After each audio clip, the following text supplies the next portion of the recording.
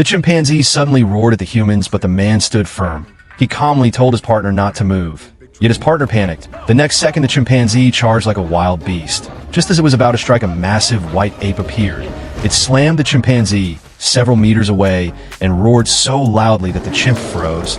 This white ape was named George. He was huge, powerful, and unusually intelligent. He could even communicate with humans through hand signs. To show his gratitude, the man offered a fist bump, but George raised his middle finger instead. Everyone burst into laughter. The peaceful moment did not last long. Far away in space, a spacecraft carrying experimental gene serums was under attack. A mutant rat broke into the lab and attacked the crew.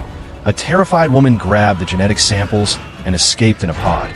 Thinking she was safe, she watched the Earth draw closer. But the pod began to crack under pressure and exploded. 3 capsules of the serum fell toward Earth. The first landed in a zoo, where George accidentally broke it and released the gas. The second crashed near a wolf pack that inhaled it. And the third fell into a swamp where a crocodile swallowed it whole. The next morning, the man received an emergency call and rushed to the zoo. There he saw a massive brown bear lying dead on the ground. Before he could react, a strange growl came from nearby. It was George. The man signed, asking what happened. George crawled out filled with guilt. His body was now twice the size it had been the day before. Shocked, the man's co-workers discovered a shattered metal capsule. Realizing it was the cause, he decided to secure it for study. He locked George inside a reinforced cage at the facility. While he was still thinking, a woman arrived, claiming the capsule came from her research. But when he asked what would happen to George, she avoided the question. She only demanded the device back. The man refused. Then she asked whether George had become larger and more aggressive. She was right. He brought her to see George.